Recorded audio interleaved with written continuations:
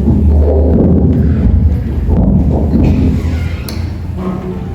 lagi.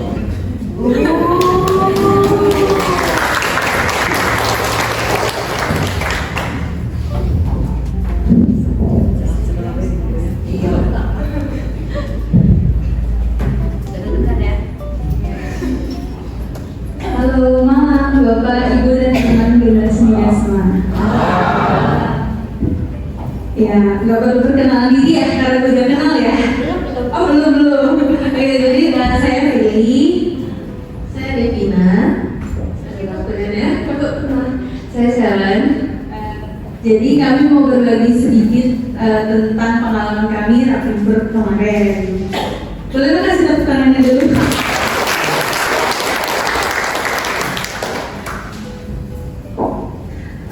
Oke, jadi dari versi saya, kebetulan tahun ini adalah tahun pertama saya ikut Rapimpur, dan saya sangat senang bahwa saya bisa ikut Rapimpur tahun ini, karena sebelum ikut Rapimpur itu saya sempat ragu mau ikut atau enggak, karena ada beberapa kendala, yaitu urusan pekerjaan, dan juga saya sempat sakit juga waktu itu. Jadi waktu itu saya sempat ragu mau ikut Rapimpur, saya bisa ikut Rapimpur atau enggak.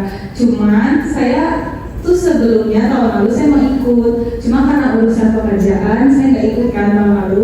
Tapi saya buat tekad, saya mau ikut Rapimpur di tahun 2025. Saya bilang gitu waktu itu kan. Jadi saya kemudian cerita sama saya tentang maksudnya kendala-kendala saya. Terus mama saya bilang gini ke saya, maksudnya kalau memang dari awal saya punya tekad untuk pergi, jangan sampai saya punya hati yang setengah-setengah. Dimana kalau saya punya tekad untuk pergi, ya pergi.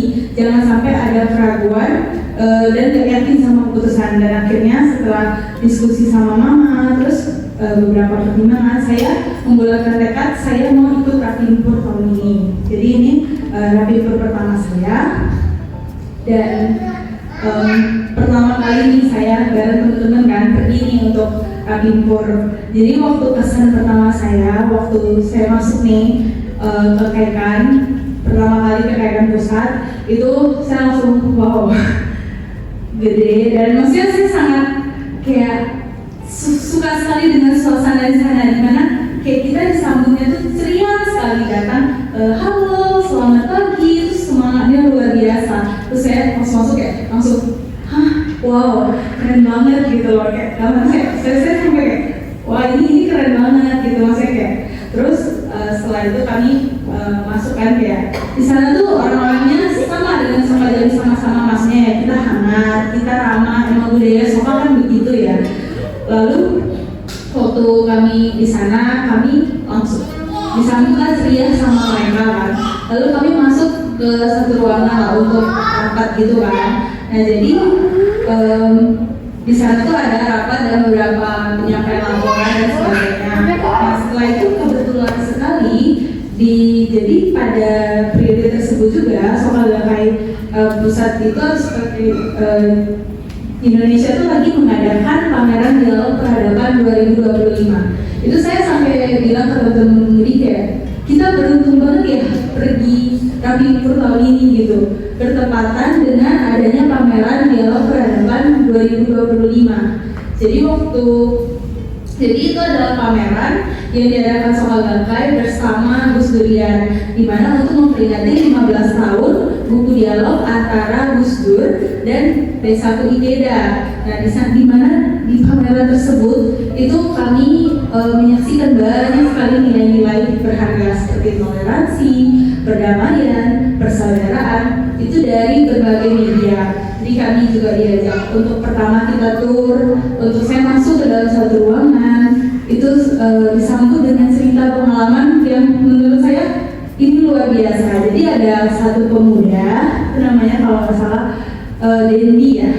Nah jadi dia cerita soal dia bisa, maksudnya dia itu seharusnya di waktu yang bertepatan dengan dia kegiatan pameran ini, dia seharusnya itu pergi ke Korea untuk kegiatan dari kementerian. Tapi dia bilang dalam hatinya itu kayak dia berat sekali untuk meninggalkan pameran ini untuk pergi ke Korea.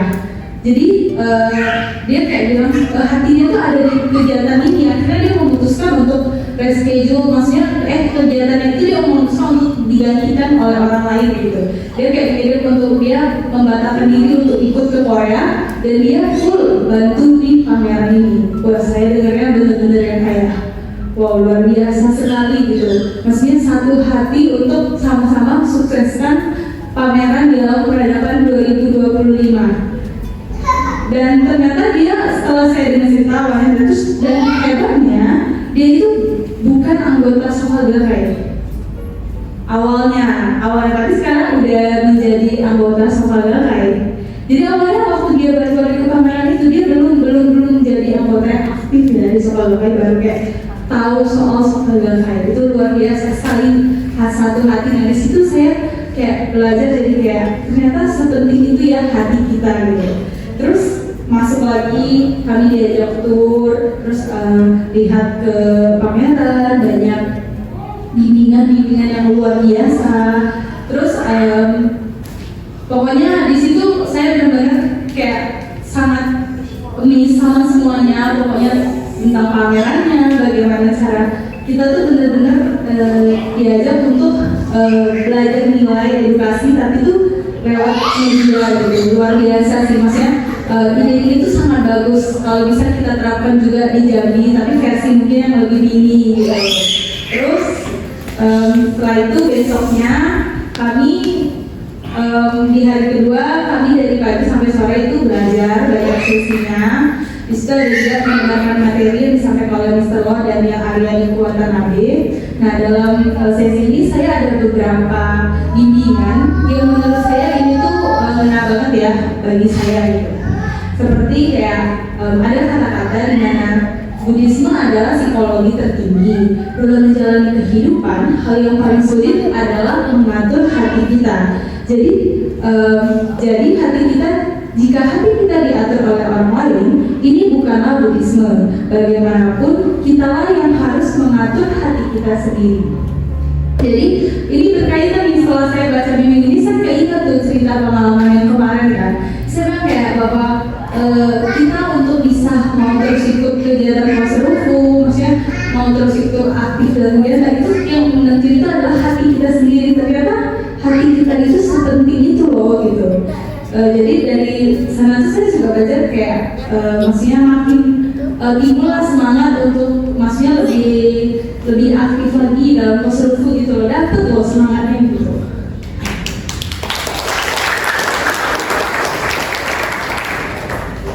Lalu saya juga dengar, saya juga ini kan kelas impor ya, rapat pimpinan di mana di situ tuh dibahas kayak kita tuh sebagai pimpinan tuh harus seperti apa. Maksudnya bukan kayak baku kita sebagai pimpinan harus A, B, C, D, bukan. Tapi kayak kita sebagai pimpinan ada satu dimensi yang saya bilang kalau sangat ditekankan nih kalau kita sebagai pimpinan baik mau teman-teman pemudi, pemuda, pokoknya kita yang pimpinan untuk punya hati yang bebas dari kesombongan.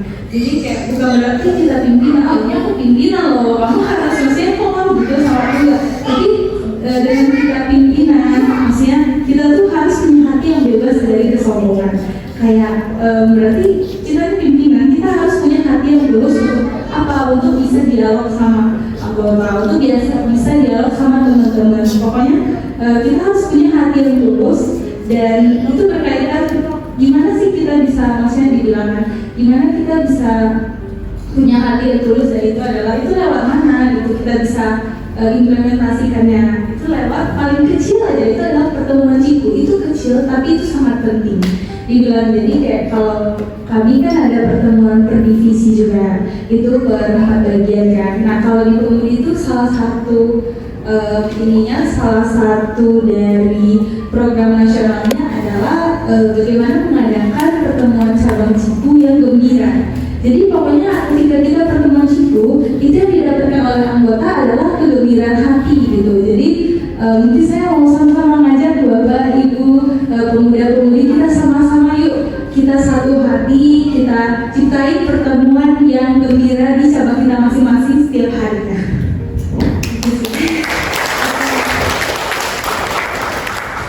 Oke, jadi Itu di hari kedua saya, dan di hari ketiga saya ikut pertemuan kofunya. Itu ramai sekali, kayak berapa, saya sampai ramai banget gitu.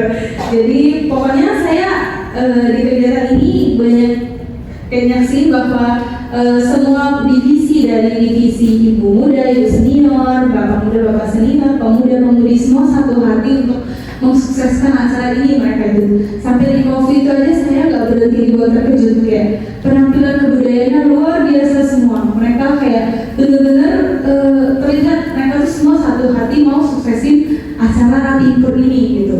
Jadi saya sangat-sangat merasa beruntung dan senang sekali bisa ikut kegiatan Rapi Impur tahun 2025, dan saya punya tekad untuk saya bisa ikut Rapi Impur lagi tahun 2026. Terima kasih.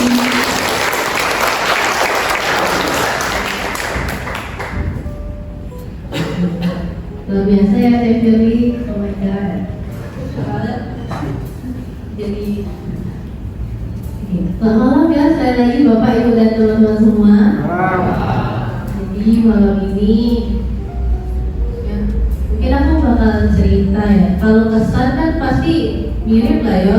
Pokok hangat, disambut baik, mau apa ya, baru turun, baru buka pintu, mana barangnya yang mau dibawain sini kayak gitu. Barang kita nak dibawain, bahwa disambut sangat hangat lah, kayak pakai bendera lah, selamat pagi, wah cerianya. Nah itu kesannya kurang lebih sama. Bahkan juga ada sampai pulang pun masih kayak ditanyain kayak sudah sampai rumah belum, sudah istirahat, maksudnya sudah sampai rumah dengan selamat belum, istirahat lagi ya. Maksudnya kita bisa merasakan kehangatan dari mereka ini dari awal kita pergi sampai kita balik. Masih ngerasain kehangatan dan disambut dengan sangat baik. Nah jadi mungkin boleh kita, maksudnya kita juga ramah, kita juga hangat, tapi kita juga boleh tingkatkan lagi keramahan kita ke orang-orang yang kita ajak, mungkin ke teman-teman kita yang kita ajak, jadi betul-betul merasa disambut dengan baik di sini. Nah mungkin aku mau cerita tentang perjuangan untuk bisa ikut Rapi Impur tahun ini kali ya. Nah ini kan tahun kedua aku untuk bisa ikut Rapi Impur. Nah tahun lalu pun bukan hal yang mudah untuk ikut Rapi Impur, cuma tahun ini sudah dibilang duluan sama mami tahun lalu tuh, ini Rapi Impur pertama dan terakhir kamu ya gitu kan. Jadi kayak masa baru pertama lah terakhir baik. Jadi tahun ini dipikirlah, udah dari jauh-jauh hari itu buat tembas, kamu jalan kayak berbulan-bulan sebelum Rapi Impur ini, aku dan Sarah tuh sudah ngomong terus di depan mami kayak, nanti kita di Jakarta gini, sudah cerita lah, ngomong ke mami apa, kayak cerita lah, nanti kegiatan Rapi Impur gini, senangnya loh Rapi Impur tuh gini, mau cerita di depan mami terus, sampai mami yang awalnya ngomong ini Rapi Impur terakhir kamu jadi kayak, ya pergilah gitu. Cuman sebelum mau daftar nih kan, diumumkan akan biaya Rapi Impur. Nah mami, ikut naik biayanya kayak gitu. Nah di mami kayak, udah usah pergi. Kami kan, usah pergi, kami kayak ada semangatnya loh gitu. Nah jadi ya banyak yang ngumpul lagi, coba sebenarnya itu lebih banyak perjuangan saya sih untuk bujuk mami, karena aku bujuk di awal doang, akhirnya ternyata usah pergi. Aku kayak sebenarnya nggak boleh gitu sih ya, kita harus tetap punya tekad yang kuat. Karena aku tanya bujuk lah, cuma lebih banyak saya yang bujuk sampai akhirnya ya sudah, kalau tak pergilah. Mas senangnya kami sudah bisa berhasil dapat izin untuk berangkat Rapi Impur. Iya, aku sedikit potong ya. Jadi pas kami berjuang untuk izin itu ada satu, aku berpikir juga ya, kenapa ya? Ini alasannya kenapa kami tidak boleh? Soalnya di awal tuh nampak itu yes gitu, kayaknya 80% kami jadi pergi gitu, setuju untuk pergi. Sampai satu waktu itu tuh hari terakhir untuk pendaftaran, sebelum berangkat kerja tuh aku nanya lagi gitu kan, nih boleh nggak pergi Rapi Impur gitu kan, kayak nanya lagi gitu kan. Terus akhirnya tuh mami kasih tahu, coba kau pikir, di tempat kerjaan kau belum kasih tahu HRD-nya. Emang kalau misalnya kau daftar, tiba-tiba tidak boleh kayak mana? Nah itu adalah salah satu kemenangan buat aku, karena ternyata ini yang alasan mami dari kemarin tuh nggak ngebolehin aku gitu. Jadi kayak ya selain tidak ditambah biaya, ternyata ada alasan lain. Nah alasannya itu gitu. Pada saat hari terakhirnya untuk daftar Rapipol itu kayak sangat luar biasa. Aku rasanya kayak berterima kasih sama Tuhan gitu kan. Jadi pada saat itu berarti kerja tuh langsung nanya ke HRD-nya gitu kan, kayak kalau misalnya mau izin gimana gitu. Ternyata izinnya tuh udah, karena aku memang masih belum dikategorikan sebagai staff gitu. Itu tambahan sih. Ya, jadi kalau pagi itu sebelum saya berangkat kerja, kalau saya udah ngomong, udah nanya lagi ke mami, karena kan sudah kayak udah hari terakhir nih, tapi kan udah patah semangat ya kayak mami tidak boleh gitu kan. Kalau pagi itu saya udah nanya mami, kami nggak berangkat karena ternyata mami mikirin jadi kan kerja, saya ya dikasih izin lah gitu kan. Untuk saya pagi itu tanya kalau udah kami nggak berangkat. Jadi terima kasih banyak Sharon sudah berjuang untuk izin Rapipol kita. Ibu tahu tadi mami bilang yang penting mami ulang tahun kalian udah dijamin. Saya ulang tahun juga hari ini sama kayak si Najwa, happy birthday Najwa.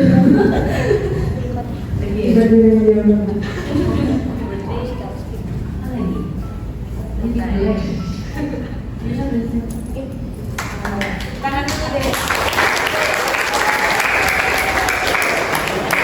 Buat leher untuk tahun depan ya berarti ya. Ya betul. Setelah ikut saya langsung buat tekad. Mami terus buat tekad tahun depan. Bukan mau berangkat Rapipol itu sudah pasti mau. Tapi tekadnya bisa sekalian ikutan gitu nah. Rapipol itu sudah pasti, bukan tekad lagi pasti aku mau pergi. Tapi aku juga mau panjangin liburan gitu. Mau liburan. Dan yakinnya lah. Pokoknya tahun depan aku pasti berangkat. Terus permintaannya apa? Supaya tahun depan ada pemuda sama bapak-bapak. Ya, boleh. Jadi Pak Divisi rame ya. Kayak biar bisa kayak Batam. Biar bisa kayak Batam. Kita teriak juga Jambi. Buat yang lanjut ya tahun depan ya Bapak Ibu teman-teman semua ya. Kita semangat tahun depan pergi rapi. Ya, berarti dari sekarang harus sama-sama dekat doa untuk tahun depan kita bisa rame-rame pergi Rapipol di Jakarta Bapak Ibu ya. Harus semangat terus ya. Ya, pokoknya kalau udah ikut Rapipol sekali pasti ketagihan. Percaya kami. Kami contohnya. Ya, kami contohnya. Nah, kalau kemarin tuh Pak Dedi kamu yang gantung sendiri. Ya. Jadi kalau cantik-cantik semua Pak Dedi juga gantung sendiri. Nggak boleh lah sendirian, harus rame-rame, nggak Pak? Oke.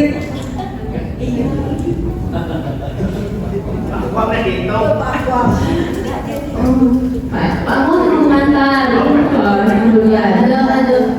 Ada Najwa juga kemarin. Mungkin aku mau berbagi kali ya cerita dari Bapak Bano. Beliau ini anggota Dewan Pembina Sepak Bola Indonesia. Nah, beliau ini lahir di Jepang dan dari sekolah sampai kuliah tuh dia di sekolah Soka atau Universitas Soka di Jepang. Nah, sekarang dia selama 43 tahun kemarin dia bertugas di Soka Thailand. Nah, hingga sekarang. Nah, jadi yang mau aku bagikan tuh di Thailand, cikunya punya target. Dia setiap ciku targetnya itu 7 angka yang terima Gohonson per tahun. Nah, jadi di Thailand itu sudah ada 1000 ciku, tapi sudah ada 300 ciku yang dapat gelar oasis atau ciku yang berhasil mencapai target itu. Jadi luar biasanya perjuangannya karena bukan cuma pimpinan tapi setiap anggota pun mikirin teman-teman siapa lagi yang bisa kita ajak untuk mencapai kebahagiaan bersama-sama gitu.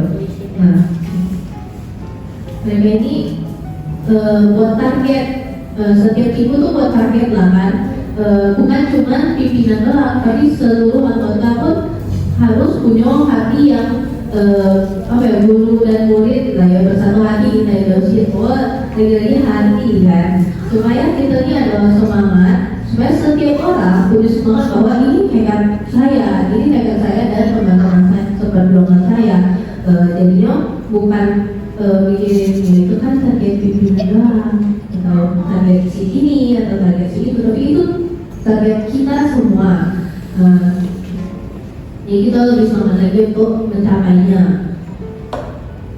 Nah, tapi dibanding apa yang paling penting tuh, setiap orang tuh kita memperkuat hati kepercayaan kita berbuat buku, kita menjalankan proses buku dan menjalankan cara buku, supaya mungkin nampaknya itu untuk orang lain ya, cuma di perjalanan atau di proses kita menjalani itu semua, kita pun merevolusi diri kita sendiri. Yang misalnya kita ajak teman, mungkin temennya itu nggak mau gitu, mungkin yang awalnya kita kenal sekali tolak, kan aku mau ajak kau berbuat karma baik, yang awalnya hatinya gitu.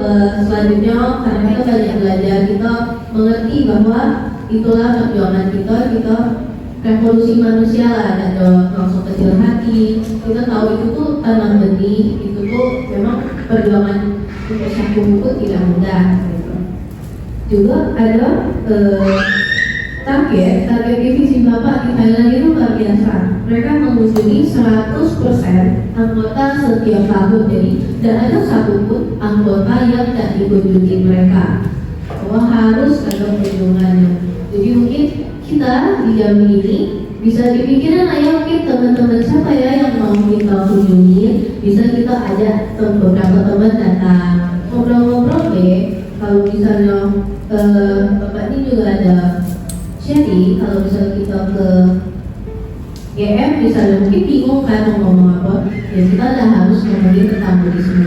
Kita bisa mendekatkan diri lah ke teman kita ini, dan lebih banyak jadi pendengar. Mungkin dia ada masalah yang mau dia bagi, nah kita bisa jadi pendengar yang baik.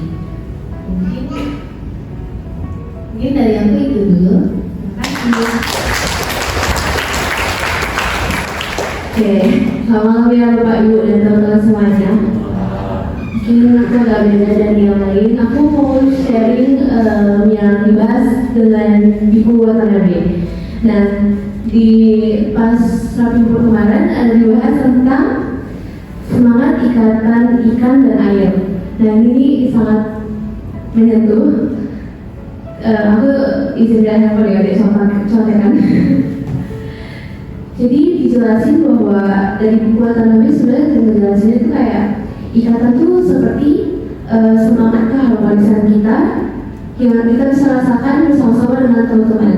Nah, yang aku tangkap nih, ikan dan air ini bukan cuma seolah sebuah perumpamaan, tapi bisa menggambarkan hubungan kita di sini. Kayak ikan tuh bisa diibaratkan seperti diri kita masing-masing. Nah, air itu seperti hubungan kita.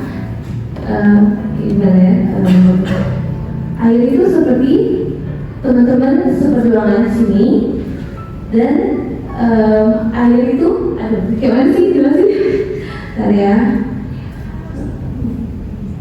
Iya, air itu seperti lingkungan di sekitar kita.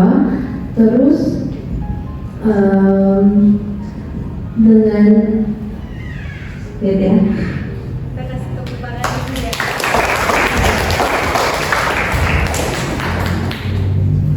Nah, makanya dibilang ikan dan air itu kan tadi aku lihat ya, ikan tuh diri kita masing-masing dan air itu teman-teman seperjuangan. Nah, kita itu belajar dan maju dalam air yang sama, karena kita ini kayak diibaratkan ikan kan, kita hidup di air yang sama, berarti seperti air itu seperti wadah organisasi kita, sekolah kayak gitu. Sehingga dibilang ikatan itu adalah semangat keharmonisan yang kita rasakan bersama teman-teman seperjuangan, berarti ikatan antara kita dan air itu.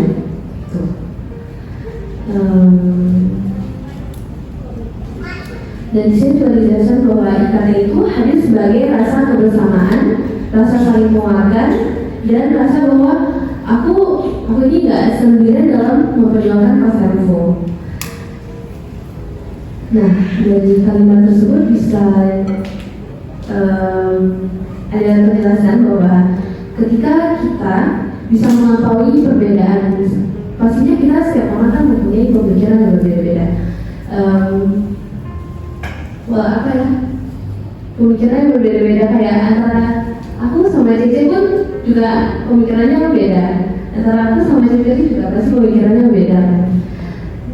Ketika kita bisa bersatu hati untuk bersama-sama melampaui sebuah perbedaan tersebut, seperti kita Yosin, itu kita bisa memunculkan fungsi gaib atau kekuatan positif, bukan hanya di diri kita sendiri, tapi di sekitar kita.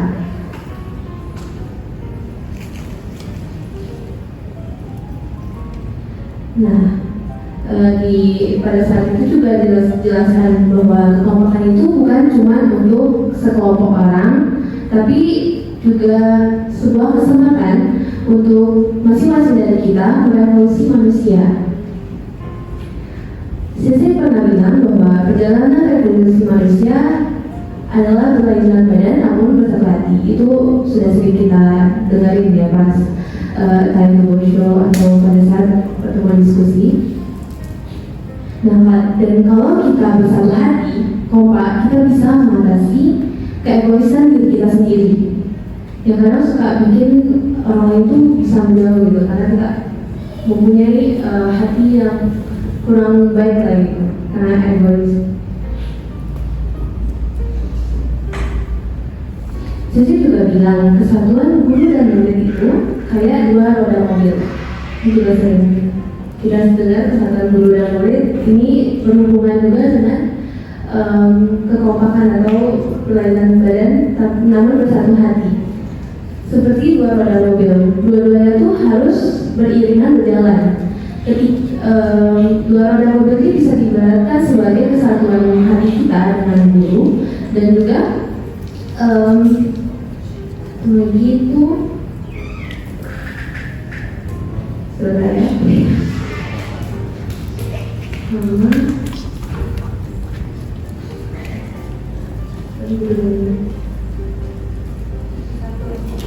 Kesatuan guru dan murid ya sama dengan berlainan badan namun tidak satu hati. Nah, sama itu, dan itu tuh dia diibaratkan sebagai dua roda yang harus berjalan beriringan gitu. Walaupun kita berlainan badan namun bersatu hati, kita juga di samping itu hati kita harus memiliki jiwa yang kesatuan guru dan murid gitu, kayak hati guru dan murid itu.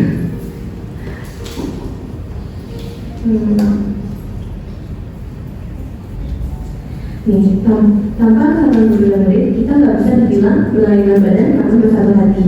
Karena itu disebut sebagai dua roda yang harus saling berjalan beriringan.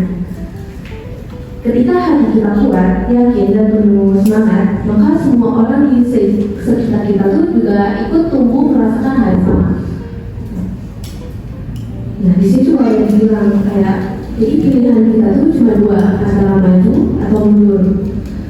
Dan kalau kita mau hidup sepenuhnya, kita harus tumbuh, jalan terus, melangkah bersama-sama teman-teman seperjuangan untuk bisa saling kompak memajukan Kominfo. Mungkin itu ada yang aku share dari buku HP.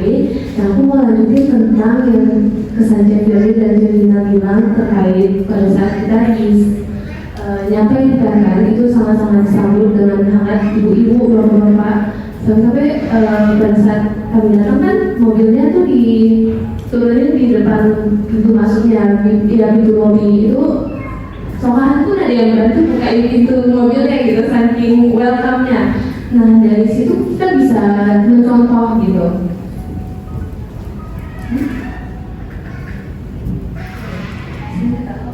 Ya, pada saat yang pas sampai kamu tuh kebetulan yang bertugas di pintu depan tuh ini Nanda, anaknya Mbak Yani. Jadi beliau yang jualan minggu dan sama pagi gitu. Iya, belum juga gitu. Bahkan bapaknya bantu. Ayo sini mana kopernya yang mau dibawa? Ayo sini dibantu gitu. Nah dari situ tuh bisa belajar bahwa kayak kita kan walaupun kita lihat itu kecil, tapi itu bermakna. Seperti kami yang hadir pada saat itu tuh merasakan kehangatannya, merasakan disambut dengan baik itu, berkesan bagi kami gitu. Jadi walaupun kayak keramahan, senyum, kita menyambut selamat pagi dengan ceria itu suatu hal yang simpel mungkin, namun bisa jadi bagi teman-teman yang kita sambut itu adalah hal yang luar biasa gitu. Kemudian aku mau bahas apa ya? Iya. Karena aku juga pertama kali rapi di tahun ini seperti Febri juga sama. Pada saat hari pertama, malamnya kan ada demoku. Pada saat demo itu aku nggak tahu kenapa aku terharu. Karena sampai kayak Cedric di sebelah dikira aku tuh pilek. Karena ya aku sedikit nangis. Karena aku terharu rasanya kayak tekad aku tahun ini tuh benar-benar bisa tercapai gitu. Sempat awal tuh ragu karena baru mulai kerja dan juga kayak mami tuh kayaknya 50-50 gitu, entah iya boleh atau enggak gitu. Sampai pada saat demo tuh di hari pertama tuh kayak merasakan wah benar-benar aku sudah menang gitu. Benar bisa demo tuh di KKN Pusat adalah kemenangan gitu. Lagi dia. Ya, terus juga di hari yang sama tuh Soeko atau Bu Acing dia ada post foto Itu foto Papi, Soeko sama Ibe bertiga tengah lagi rapimper di KKN Pusat. Jadi saya nengoknya kayak ya ampun, hari ini aku berhasil bisa hadir di KKN Pusat. Kayak mana ya, kayak yang awalnya tuh susahnya, maksudnya kayak dari tim mami lah, dari baru kerja kan biasa susah ya mau minta cuti. Apalagi ini baru berapa bulan kerja sudah minta cuti, maksudnya kayaknya badannya nih kan ada di tangannya, tapi aku hari ini berhasil nih bisa duduk di sini dan aku di sini di tempat yang berapa tahun lalu tapi hadir juga di sini gitu. ya, maaf Bapak Ibu. Ya, seperti yang saya aku juga kepikirannya tuh gimana perjuangan kami dulu ngajak aku. Sedangkan aku tuh kadang nggak mau ikut gitu, dan teringatnya sampai hari ini anak itu bisa hadir di KKN Pusat gitu, itu kayak berhasil dulu semua.